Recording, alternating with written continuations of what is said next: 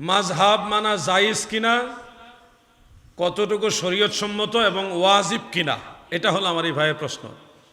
প্রশ্নের উত্তরটা জানার আগে ভাইয়ের প্রশ্নটাকে বুঝতে হবে আপনাদের। মাযহাব কি এই জিনিসটা না বুঝলে আপনি উত্তর বুঝবেন না। মাযহাব শব্দটা আরবি, যার বাংলা অর্থ হলো পথ ও মত বা একটা মতাদর্শ। কিসের মত, কিসের পথ? উত্তর হলো কোরআন ও সুন্নাহ গবেষণা করে, মানে কোরআন হাদিস গবেষণা করে রসুল করিম সাল্লাল্লাহু আলাইহি ওয়াসাল্লামের যে পথ ও মত, ওইটাকে বলা হয় মাযহাব। বুঝতে পারছেন বিষয়টা?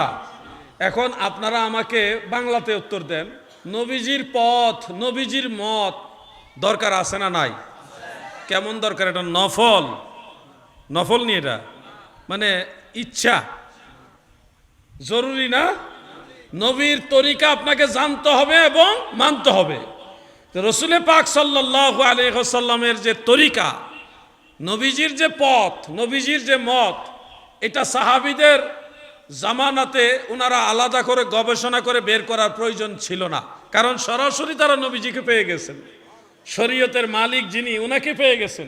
এই জন্য ওনাদের মাযহাবেরও দরকার ছিল না, ওনারা সরাসরি নবী পেয়ে গেছেন। নবীর পথ, নবীর মত সরাসরি নবীজির কাছ থেকে গ্রহণ করে নিয়েছেন।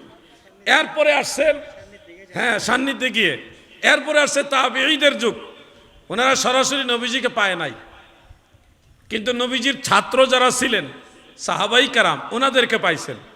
নবীজির পথ, নবীজির মত জানার জন্য তাবেঈরা, নবীজির ছাত্র যারা সাহাবাই কারামের কাছ থেকে জেনে নিয়েছেন। ইজি, তাদের জন্য সহজ ছিল। আলাদা গবেষণা করে একটা মত, কুরআন হাদিস গবেষণা করে আলাদা বের করার দরকার হয়নি, কারণ তার সরাসরি নবীজির ছাত্রদেরকে পেয়ে গেছে। সমস্যাটা বেজেছে তাবেঈদের জমানায়। তখন এসে রসুল করিম সাল্লাল্লাহু আলাইহি সাল্লামের হাদিস শরীফগুলি নিয়ে ইখতিলাফ দেখা দিছে, কোনটা সহিহ হাদিস, কোনটা জয়ীফ হাদিস।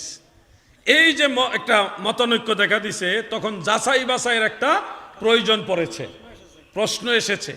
এই জন্যে তাবেঈদের যুগে কোরআন হাদিসের সব চুলছেরা বিশ্লেষণ করে আসমাউর রিজাল এবং উলুমুল হাদিস, এগুলি তাত্ত্বিক তথ্য উপাত্তের বিচার বিশ্লেষণের মাধ্যমে নবীজির পথ অরিজিনাল কোনটা, কোনটা সহি, এটা বের করে তখন তারা এটা মানতে হয়েছে।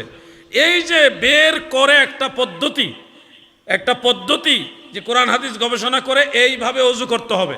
আপনারা ওযু করেন, প্রথম কি কবজি ধন না, ধন কিনা? এই দুই হাতের কবজি ধন, তারপরে কি করেন?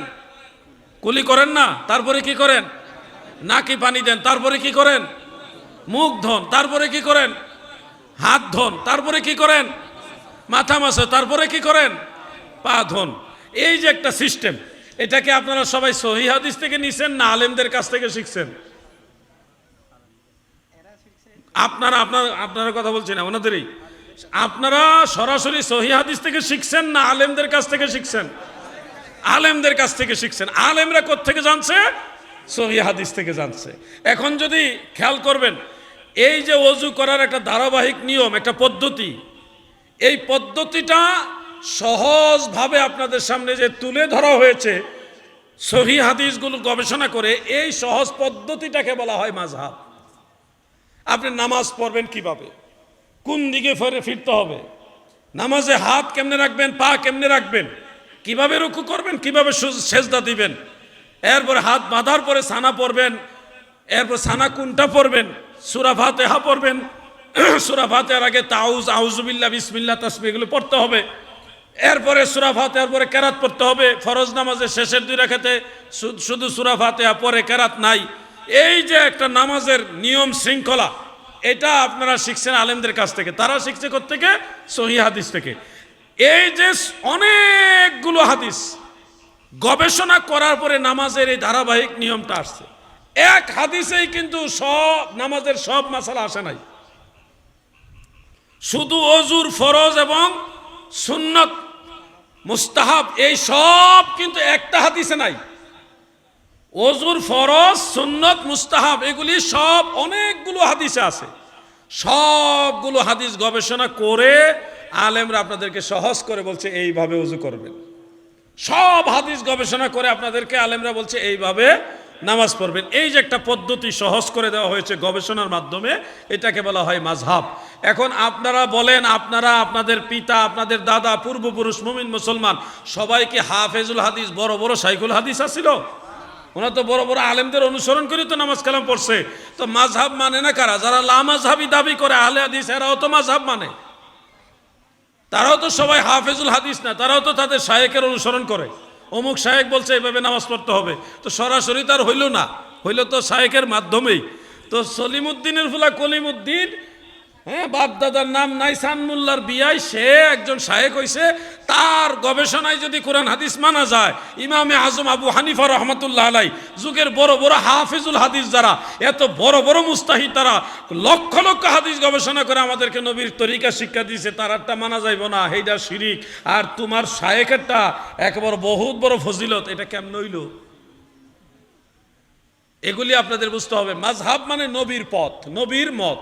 তো নবীর পথ ও মত মানা, এটা তো আমাদের জন্য ফরজ। নবীর পথ ছাড়া উপায় আছে? নবীর মত ছাড়া উপায় আছে? তো এটা একটা একটা কি বলে, জেনারেল নলেজ, যেটা এটা তো বলে এটা ফরজ। কোরআন হাদিসের আলোকে যদি আমরা গবেষণা যাই, তাহলে আল্লাহ তাআলার অনেকগুলি নির্দেশনা আছে। এর মধ্যে একটা হলো উলিল আমরি মিনকুম, তোমাদের মধ্যে যারা উলিল আমর, তাদের আনুগত্য করো। এই উলিল আমরের আনুগত্যের আদেশ কিন্তু আল্লাহর আদেশ। তো আদেশটা কোরআন হাদিস মানার জন্য আপনাকে অবশ্যই ফুকাহা ওলামা, তাদের অনুসরণ করতে হবে। তো আল্লাহর আদেশ মানা কি নফল না ফরজ? জোরে কর না কেন? ফরজ, ওয়াজিব, ফরজ। এই জন্যে মাযহাব মানা ওয়াজিব বলা হয়েছে। কোরআন হাদিস মানার জন্যে মাযহাব মানা ওয়াজিব।